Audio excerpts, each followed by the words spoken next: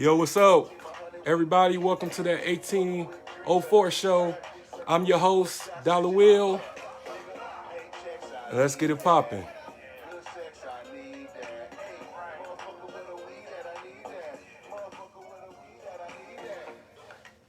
See, talk to my put my AirPods in. See people. All right, all connected. Yes. I just wanted to say thank you, everybody, for the birthday wishes, cash apps, inboxes, messages. Just a huge amount of love that I've been getting for the past 6 days. You know, you guys are dope, man. Y'all have no idea how much y'all touched me. You know, just for my city alone, I just feel like we at troubling times right now, and I just wanted to do something positive. I just wanted to make sure that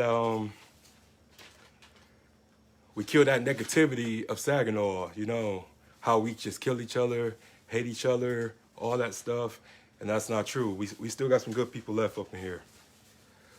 But yes, again, thank you for the birthday wishes. You know, I'm still in pain for turning 33. It still hurts. But I'm just playing. I don't feel a thing, man. All I feel is wisdom, guidance, and courage. That's all I feel. But yeah, let's get into the announcements.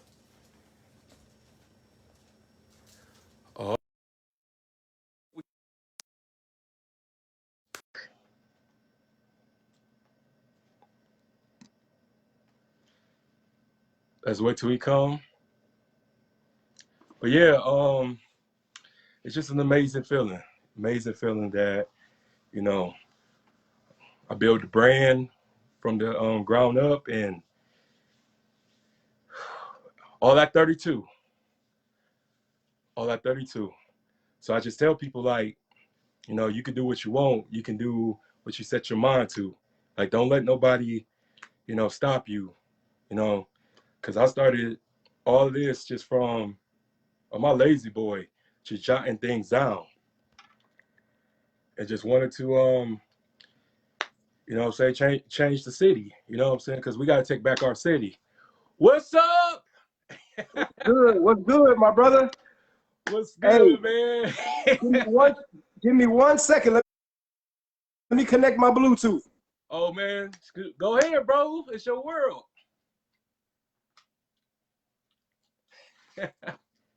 Yes, sir. Man, bro. Man, thank you, man. I really appreciate this, bro. Like, you have no idea, man, like how much I'm a fan of yours, dog. Oh man, look, man. I appreciate you, man. I don't know what's happening with my Bluetooth. Like, what the hell? Give me 1 second. Let me see something. Yeah, we can hear you. You can hear me? Yeah, we can hear you. I Okay. can. I can't hear you through my headphones, so I'll just take them off. Yeah, go ahead, man. You know what I'm saying? I, Get comfortable, bro. You know what I'm saying? We give good yeah. hospitality here. You know what I'm saying? This you, bro. Oh man, I appreciate that, man. I appreciate it. Look, man. Happy birthday to you, man. Happy birthday to you. Man, thank you, bro. I Uh, appreciate it, man. You know, you know I ain't what? gonna lie, man.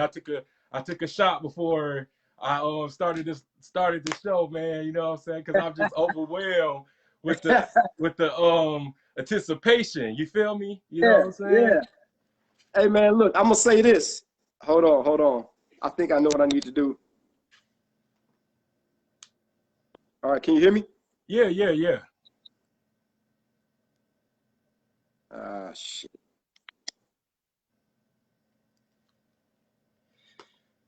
Whew. Okay, forget it. Forget it. So so yeah, bro. You know, I was gonna just, you know what I'm saying, hurry up and do my, you know, announcements real quick. But Okay, then, you know, it won't be long. But after that, we go start your interview. okay. Let's rock how we rock then. Cool, cool, cool. All right, announcements. I want to send a shout out to my homie Tay Box with the Slap Kitchen. He doing real good. Food looks good. You know, I haven't had a chance to have it yet, but I had his you know, alcohol beverages, and man, I drank 2 and I was knocked out. So do the hustler, go support him.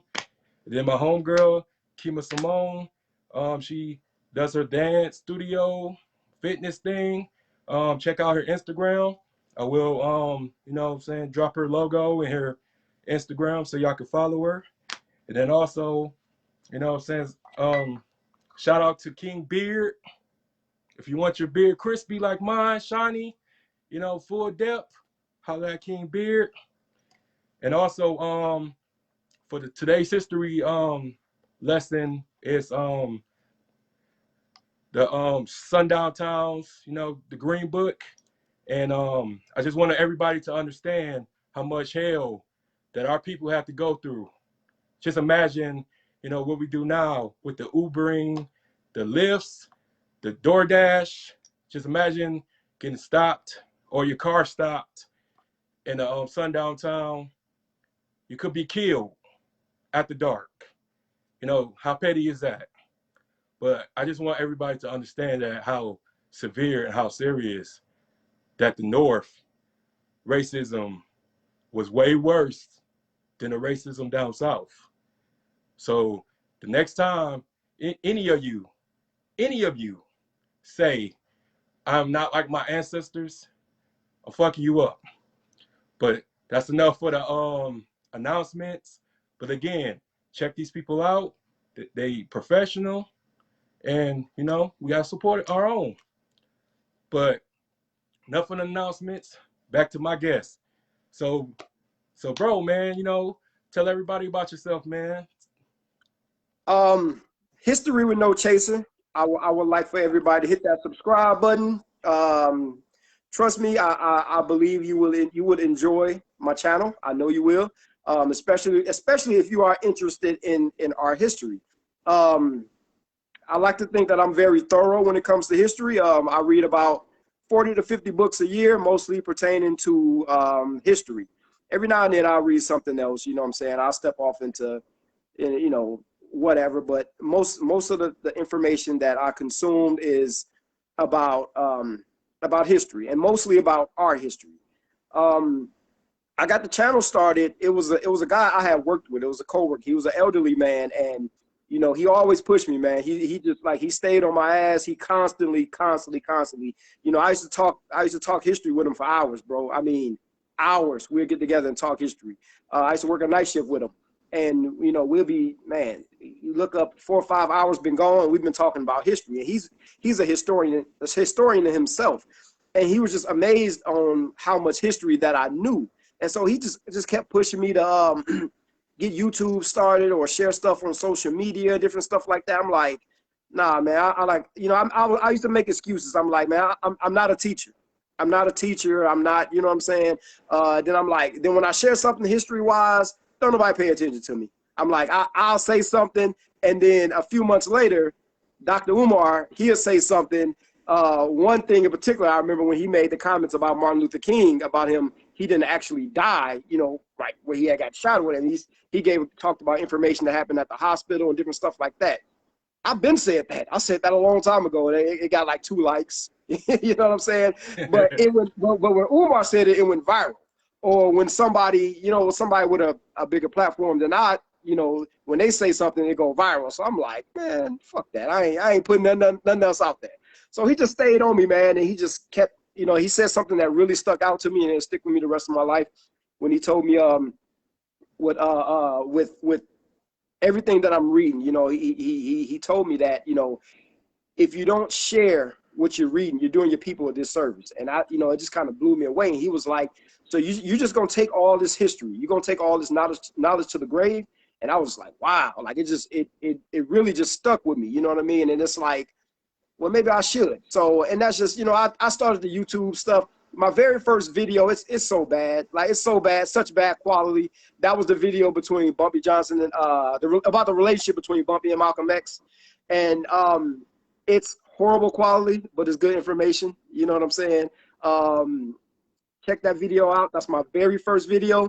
And I put that when I put that information out there, there was nothing online that you could Google about their relationship.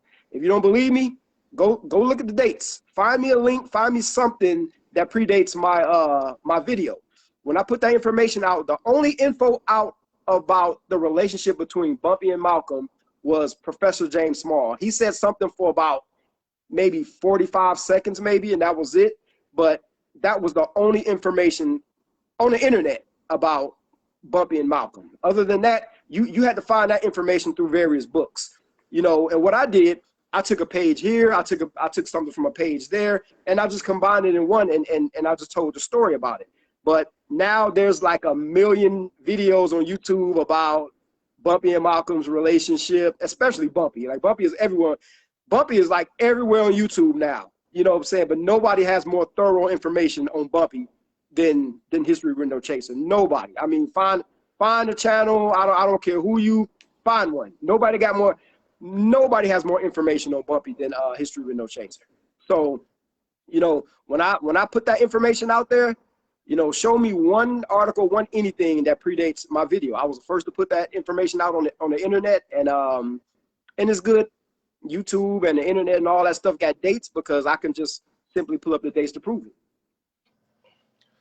Right on, right on. And that's was the video that made me discover you, because you popped in my recommends, and okay, and that was something I never heard of. Like, you know what I'm saying? Because they don't really, you know, talk about that in the Malcolm X movie or like any documentary, because of the fact, like, I guess, you know, they see, you know, they pretty much made Malcolm, you know, like a, you know, they idolized him, but they forget like Malcolm X was, you know, was a hood dude. You know what I'm saying? Malcolm X was like one of us. You know, like, you know, we all like we all have a past, and then just like, you know, they being from the same city and two iconic people, you know. Just like, you know, Red Fox, like him and Malcolm was best friends. So that's why I was like, why this not in a movie? You know, yep. Spike Lee, like, you know, Yeah. like how you go not tell, you know, Bumpy Johnson or Red Fox? But I understand, you know, they had to get the movie made. You know, they had to, you know, do it false pretenses. But I just feel like, you know,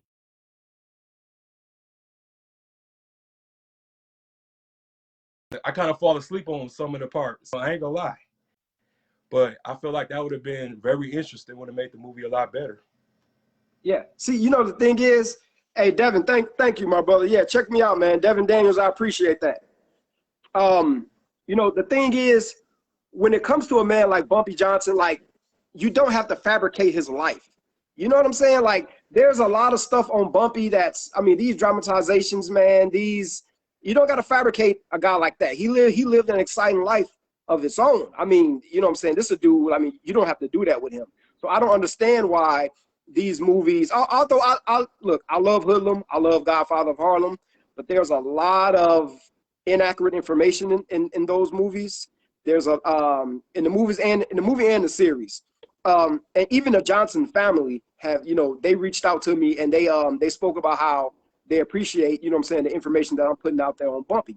The Johnson family, they're subscribed to the channel. You know what I'm saying? So anytime I put something out on Bumpy, they love it, because I'm not putting anything out there that has like a Hollywood twist. I'm just giving it to you the way it was. You know what I'm saying? The good, the bad, the ugly. I'm giving it to you what it was. You know, you got stuff like, you know, one thing like on the movie Hoodlum, right? The way that they played Bub Hewlett was ridiculous. Like, the way that they played Bub was sick, to be honest. Bub was a rider. You know what I'm saying? In the movie, he was a fucking chump. You know what I'm saying? To be honest, and he wasn't rocking with Dutch like that over Bumpy. Him and Bub Hewlett and Bumpy Johnson, they never went to war with each other. Never, not one time. They never had any type of none of that. Now, Bub did work with Dutch Schultz, but at the time Bub was working with Dutch, Bumpy was locked up. You know what I'm saying? Like, they wasn't rivals. When Bub Hewlett and Bumpy met each other, they met each other at it was a local grocery store where they met each other at. And Bumpy was only 16 at the time. He was 16. He was a small dude. Bumpy was small, period. Even as a grown, an adult, Bumpy was only like 5'8", 160, 170 pounds. And a lot of people don't know that. They think Bumpy was a big dude. He wasn't. Damn. Bumpy wasn't a big dude. Yeah. Small thing. Look, Bumpy was my size. You know what I'm saying? I'm 5'8", 175. Wow. Bumpy was my size. You know, so man, I tower over both of y'all, man. Like a lot of people don't know, I'm 6'5", dog. I'm a giant. So yeah, I had no idea. I had no idea till I talked to you that one time. Right. So you know, and Bub was a big dude. Bub was a big dude, and so Bub was going around. He went to this. It was his local grocery stop, because back then, you know, you could provide your services to be a bodyguard for protection. So Bub, you know, Bub had his crew. He ran the Bub Hewlett gang. So he was offering protection for a fee, and he goes into the grocery store, and you know, Bumpy is there, and you know, he hollering at the owner about providing protection. And the owner's like, you know, I already got protection, and then Bub is like, who? The owner pointed out the window, like, you know what I'm saying, him over there. So Bub looked like this little nigga right here. I mean, he said that verbatim. He said, this little nigga right here, and he went outside. And Bumpy was sitting on Bub's black Lincoln with his arms crossed, staring at him. You know, this dude 5'8", Bub tall, and he was a big dude, about 250. So he go outside and he like, get up off my car, little nigga. You know what I'm saying? Bumpy stepped to him, and you know, ever since then, that was his man. You know, Bub was his mentor. And you know, they put in a lot of work, man. Like that was his man right there. So like, they were never these type of rivals, or you know, he was rocking with Dutch so much. Like it was never like that. It was never like that. But in the movie Hoodlum, Bub was a bitch. In Hoodlum, they had Bub out there bad, man. He was not like that. You know what I'm saying? So to clear up some of the misinformation on Hoodlum, Bub Hewlett was not that guy that you see in Hoodlum. Not even close. Even Mamie wrote in Bumpy's biography that when she saw that scene where Dutch Schultz made Bub gather up those scraps and take on to his family, she said that shit made her sick to her stomach. Man, that was highly disrespectful, bro. Like even when I first watched it, man, you ain't go pull my whole car out like that, and then, you know what I'm saying, expect to be breathing afterwards. So, but I just knew that, you know, just from watching that part. I was like, you know, this, you know, like in a scene, one of the scenes when they pulled up to this, like, you know, black business, and then they had beat up and even punched a female and all that. I'm like, man, like that don't even sound right. But you know, continue, bro. That wasn't Bub. You know, and on the series, they have a character on the series named Big Dick Buster. Bro, I've read every documentation on this earth on Bumpy Johnson. That guy doesn't exist. You know what I'm saying? He never had a guy on deck where he can just call and this dude just come and just butt fuck his opponents. You know what I'm saying? That never happened. But you know, I don't know why Hollywood gotta you know, make these wild ass fabrications, because you know, a guy like Bumpy, you don't need that. Go and watch my Harlem Stories, man. Go and watch Harlem Stories parts 1 through 4. Everything is accurate. Everything is what it was. And it's exciting. Everything that I'm saying in Harlem Stories are exciting. I'm sure you watch Harlem Stories parts 1 through 4 already. Watched all of them. and bro, and everything in there, bro, is through the documentation, through family, through you know what I'm saying? Like I said, I spoke to the Johnson family directly. And everything in there is thorough. So I don't know why you gotta add this Buster dude to the show. You know what I mean? Like with these shows, man, I would say they're maybe around 50% accurate. You know, the rest of it is just going to be. I think what we need to start doing with these shows, man, we just need to accept it as watching Power, man. It's entertainment. It's entertainment. Once we accept these shows as watching Power or watching, you know, whatever, then, you know, I guess we have a better appreciation with these shows. I've had to learn that because like I hate biopics, man, and I hate you know, because they're always wrong. They're always going to fabricate them, and they're always going to, you know, Hollywood add its little twist on there. And you know, you told me about the John Brown series. I still got to go back and watch that. I saw the first episode, and I never went back.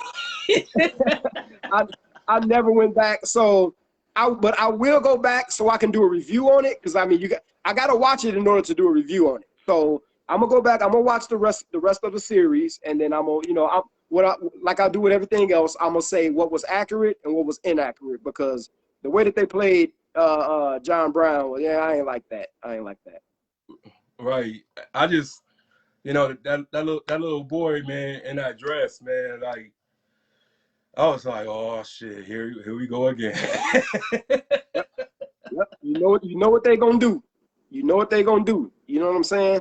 You know, some people, you know, like I'll have people in the comments, or even people ask me in person, you know, like, why you make these videos about Bumpy, man? You know, Bumpy, man, he destroyed the community. He this, he that, he this, he that.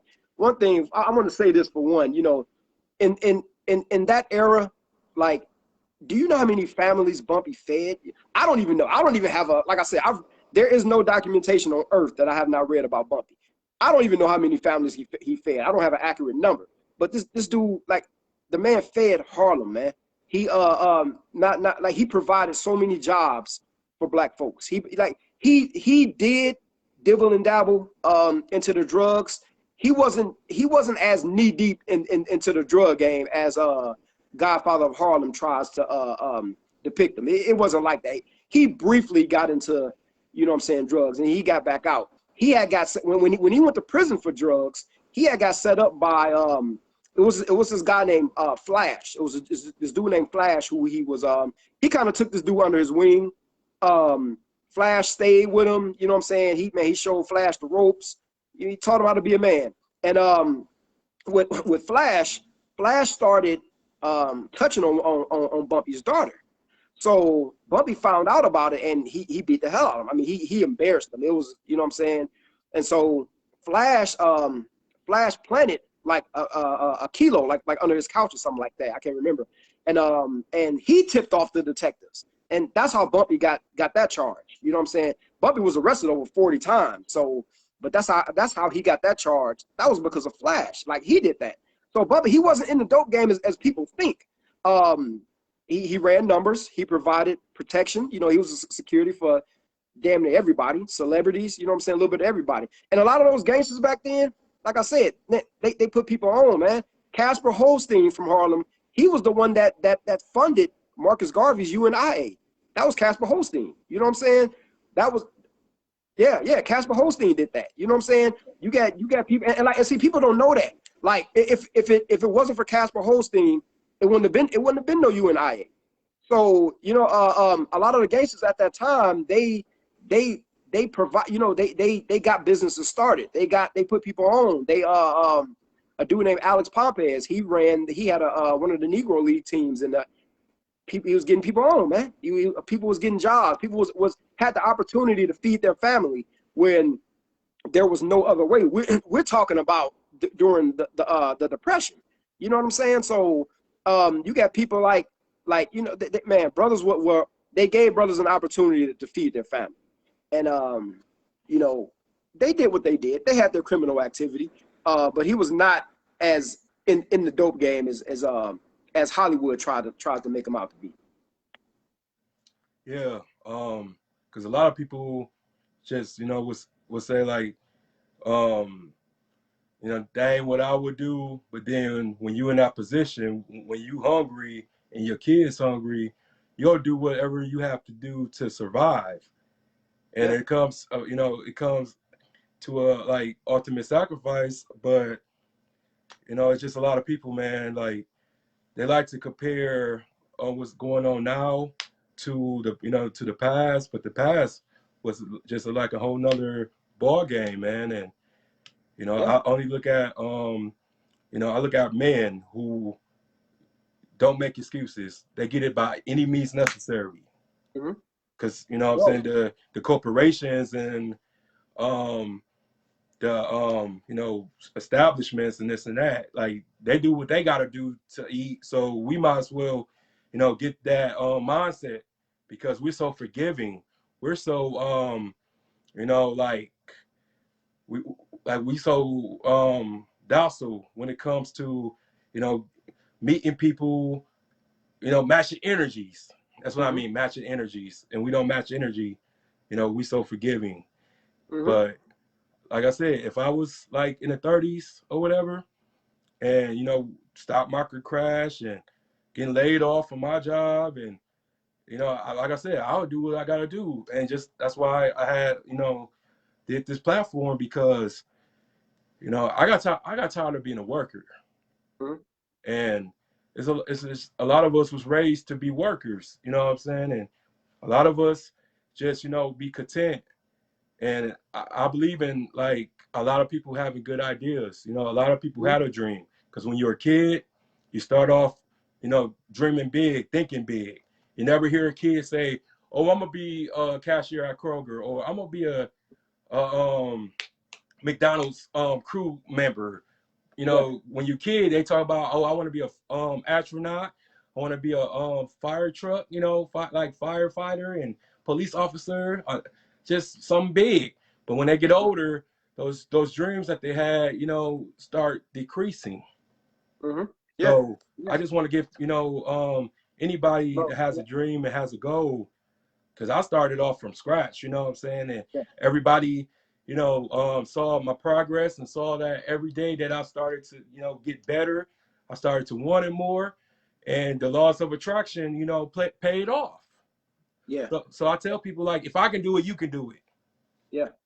And see, the thing is, bro, like, if, you know, when you look at the crack era, you know what I'm saying? A lot of brothers wasn't able to feed their family. You know what I'm saying? So like, you know, we're speaking about the Depression era, but it's like, if you know, during the crack era, jobs were stripped away in the blink of an eye. I mean, the jobs were ripped out of the black community strategically. So it's like, you know, me, bro, like I'm a law-abiding citizen, but if I can't legally feed my kids, like, I'm committing crimes. Like, it's as simple as that. I'm committing crimes because my kids will eat regardless. Like, no matter what, my kids are going to eat. So if I can't legally feed my kids, what the hell you think I'm going to do? And it's like, you know what I'm saying? So the jobs were ripped away, and then they gave us crack. What you think we was going to do with that crack? You know what I'm saying? So the shit was strategic. It was very strategic, man. And so, you know, when people judge that era, the era of, you know, the numbers game, which is the lottery, the numbers game. When people judge that era and they speak on, you know, Bumpy was a criminal, or they speak on, you know, people around that era, like, bro, them brothers had to eat, man. They had to eat. So, you know, they bring up, well, what about the black people he harmed? What about, did he kill black people? Did he do this? Did he do that?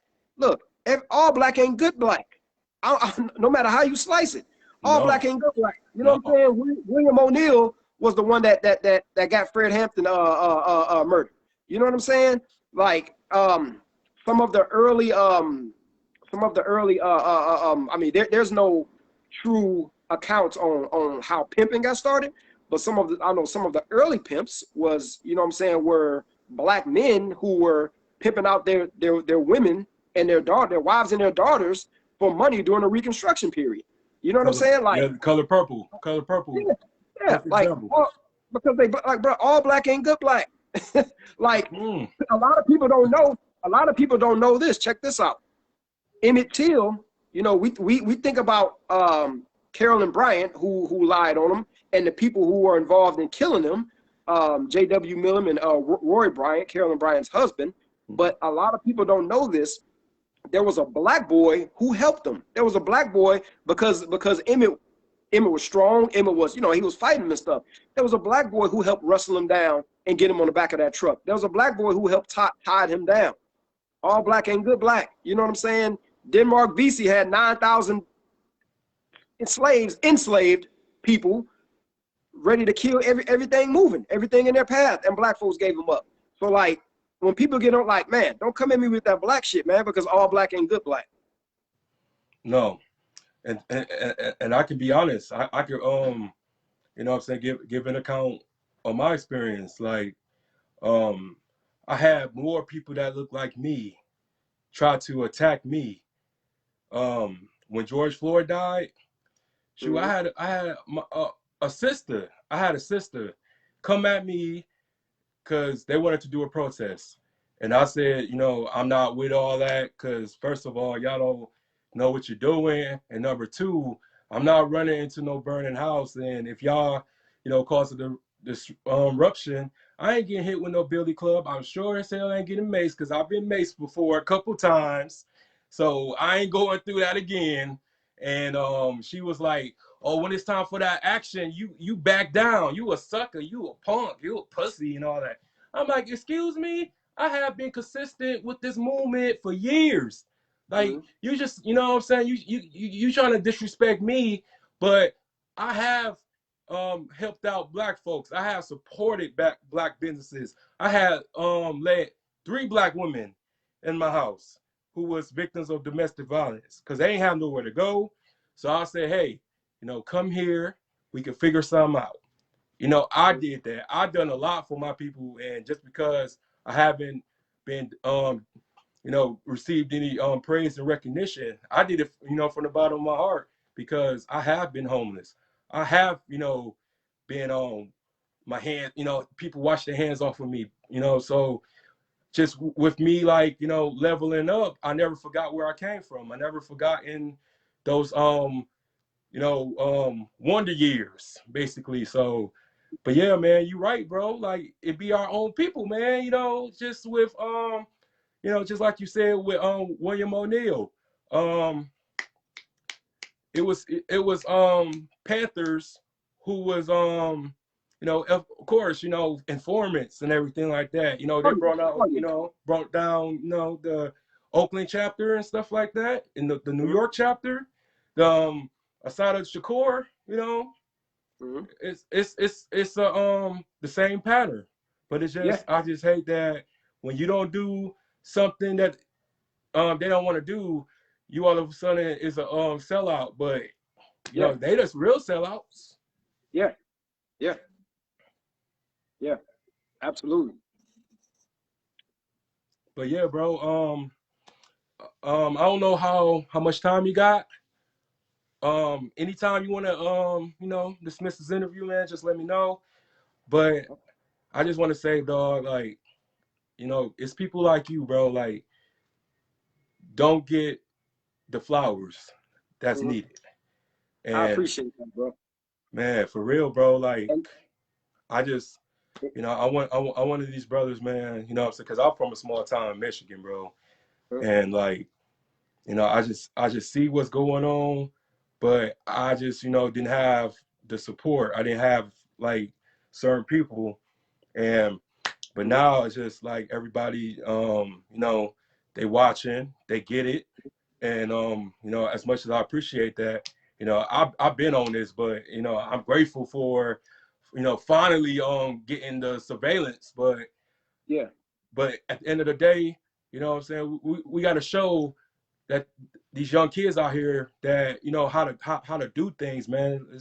It's sad, you know, these 12-year-old girls getting pregnant, and you know, these 13-year-olds, you know what I'm saying, joining gangs and stuff like that. You know, we Mm-hmm. got to show them that it's okay to be smart. It's okay to be intellectual. It's okay to talk proper. You know what I'm saying? Yeah. Cause I Yeah. always been told I was, you know, I was trying to be a white boy because I read a book on the bus and shit. And I'm like, shit, I'd rather be, you know, intelligent than be an idiot. You know what I'm Yeah. saying? So, Yeah. That's real. That's so real. And you know what? Like, I mean, everything you just said is real, bro. You know, like a lot of people don't know this about me, but like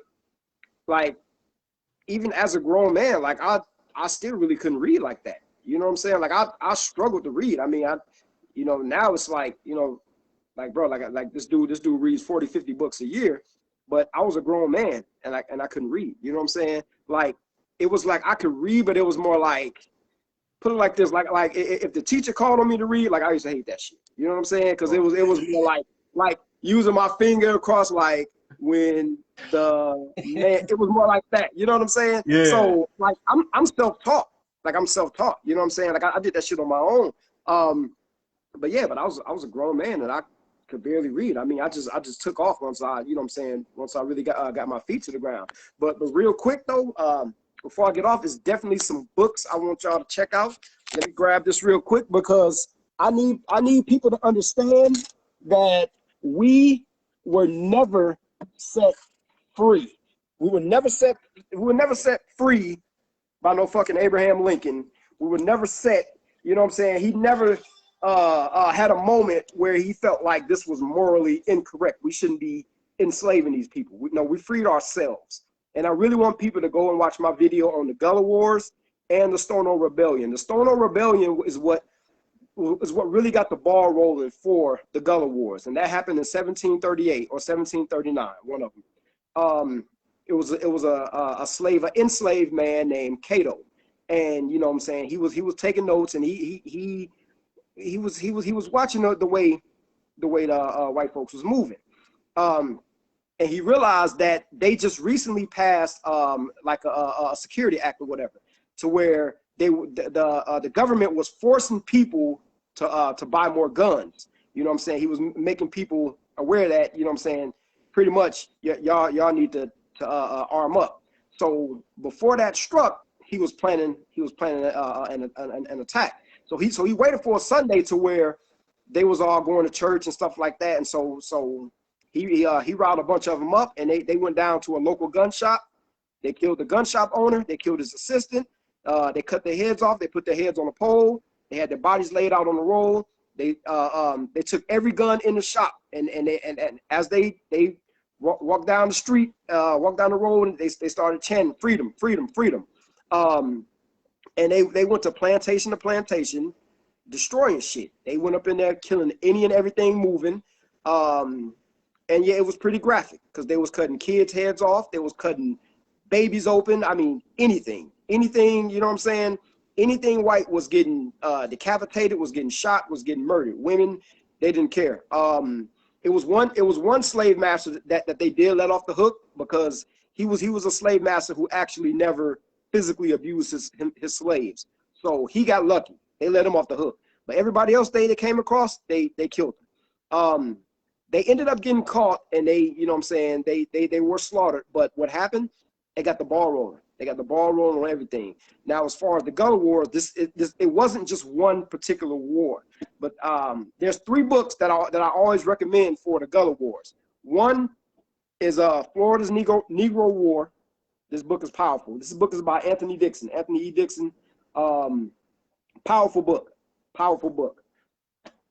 The other one is The Invisible War. If I had to recommend one, I would say The Invisible War. And the other one is The Unconquered. I have that book, but I don't have it in my possession right now. My buddy got it. That one is also, those 3 books right there will tell you any and everything you need to know about the Gullah Wars. Anything you need to know. All the other bullshit, look, we were never freed through no damn emancipation. The emancipation had to happen. It had to happen because you had white families who was getting slaughtered, and they couldn't contain it because, you know, they didn't know where they was going to get hit from. They already went to war with the U.S. and they defeated them. Yes, they defeated the U.S. military. The U.S. military, about a little over 400 runaway slaves defeated 12,000 of U.S. fighters. And they was ducked off in the swamps. They was ducked off in trees. They set traps for them. You know what I'm saying? So they tore their ass up. You had people, every time the U.S. ran up against them, they got demolished. You had people. Another thing that I'm getting going is these "Fuck Andrew Jackson" T-shirts, and I'm gonna tell you why I say "Fuck Andrew Jackson."